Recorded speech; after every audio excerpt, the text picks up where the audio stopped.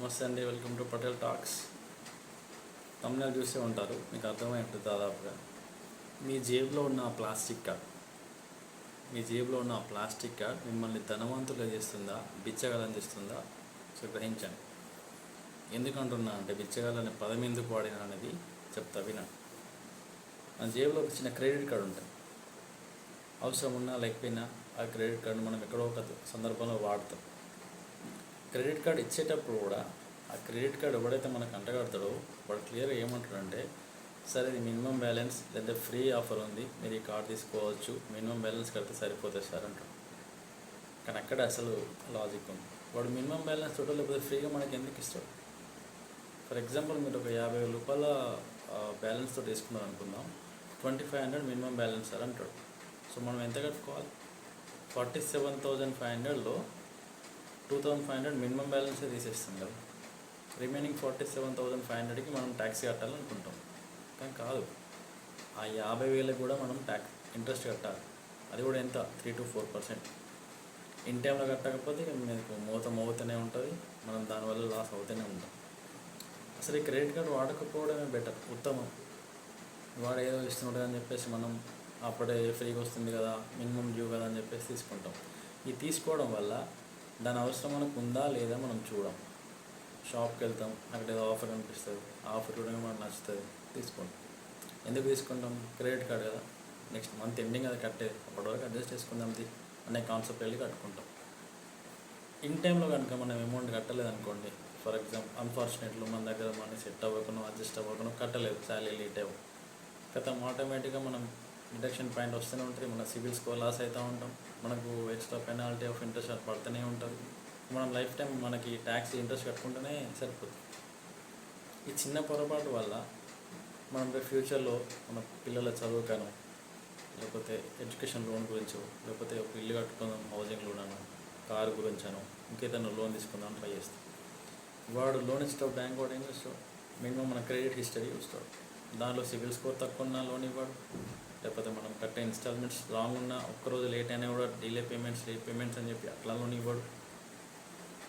మనం చేసే చిన్న మిస్టేక్, షాప్లో మనకు అవసరం లేని అక్కడికి రాని ఆఫర్ వల్ల తీసుకోవడం వల్ల ఫ్యూచర్లో మనం ఏదైతే తీసుకుందాం అనుకుంటున్నామో పెద్దది, మన డ్రీమ్స్, ఇల్లు కావచ్చు, కారు కావచ్చు, ఇంకేదైనా ఇతరత్ర సంబంధం పెద్దది, అక్కడ మనం ఫుల్ స్టాప్ పడుతుంది. లోన్ ఇవ్వడు, బయటకు వెళ్తే కూడా అప్పు ఇవ్వడు. అప్పు తీసుకుంటే ఇంట్రెస్ట్ కట్టాలి. మనం చేసే జాబ్ చేసుకుంటూ వాడి దగ్గర మనం బతిలాడుకోవాల్సిన పరిస్థితి వస్తుంది ఆ క్రెడిట్ కార్డు వాడడం వల్ల. సో క్రెడిట్ కార్డు ఎందుకు? అదే మీరు షాప్కి వెళ్ళారనుకోండి, మీ జేబులో 5,000 10,000 ఉంటుంది, మీ లిమిట్ ఎంత? అప్పుడు మీ కార్డు, డెబిట్ కార్డు వాడరు, మీ 10,000 5,000 ఆ లిమిట్లోనే మనం షాపింగ్ చేద్దాం, అందులోనే మనం ఇంటికి వచ్చేయాలనే ఆలోచన ఉంటుంది.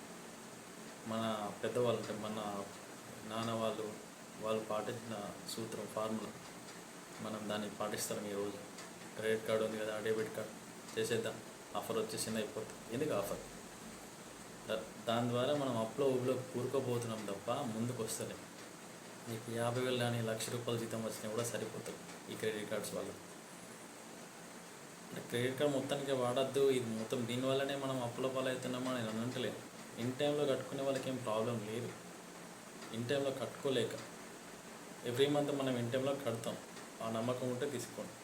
ఎవ్రీ టైం కడతామనే నమ్మకంతో భరోసాతో తీసుకుందాం.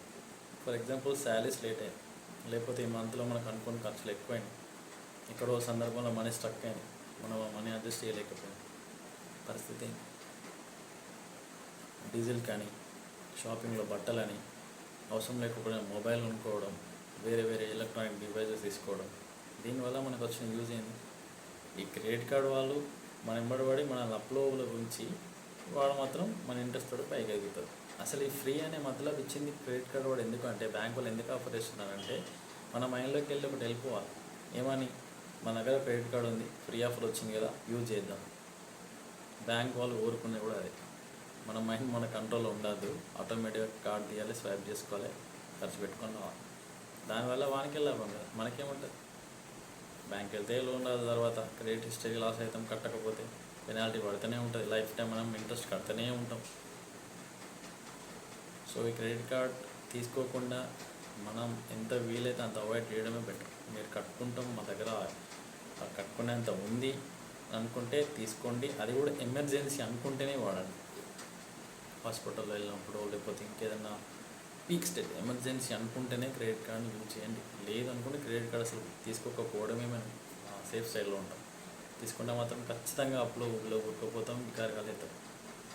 ఈ క్రెడిట్ కార్డ్ అనేది నిజంగా అది వాడు ఎంత సంపాదించుకున్నా కూడా ఆఖరికి మనల్ని కిందికి దించుతూ ఉంటుంది తప్ప పైకి ఎదగని. అనవసరమైన ఖర్చులు, అనవసరమైన ఏదో ఒక షాప్కి వెళ్తాం, బోర్డు చూడంగానే ఆఫర్ చూడంగానే టెంప్ట్ అయిపోతాం, క్యాష్ లేకపోయినా క్రెడిట్ కార్డ్ వాడతాం. అదే క్యాషే చేతిలో ఉందనుకోండి, ఫర్ ఎగ్జాంపుల్ డెబిట్ కార్డ్ తోటో లేకపోతే క్యాష్ ఒక 10,000 ఉందనుకోండి, 10,000 లిమిట్ పెట్టుకుంటాం. 5,000 ఉంటే 5,000 లిమిట్ పెట్టుకుంటాం. ఈ 5,000 మనం ఎంత తీసుకుందాం ఏంటి రిటర్న్ వెళ్ళడానికి. మన ఫ్యామిలీతో వెళ్తే ఏదో చిన్న షాపింగ్ చేసి డిన్నర్కో అట్లా రెస్టారెంట్కి వెళ్ళి చిల్ అయ్యి ఇంటికి వెళ్ళచ్చు హ్యాపీగా అక్కడికి.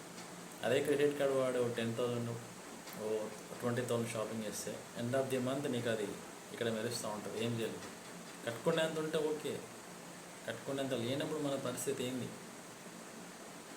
సో నా సజెషన్ కాదు, చాలామంది నేను బ్యాంక్లో పనిచేస్తున్న వాళ్ళని కూడా అడిగినా చాలామంది కూడా ఈ క్రెడిట్ కార్డ్ జోలికి వెళ్ళకండి. క్రెడిట్ కార్డ్ మీకు అవసరం ఉంటే తప్ప అసలు మ్యాక్సిమం తీసుకోకండి అనే విషయం చెప్తున్నాను. నాకు తెలిసింది చెప్పిన. సో తర్వాత మీ ఇష్టం, కానీ తీసుకుంటా అంటే ఎవరేం చేయలేము.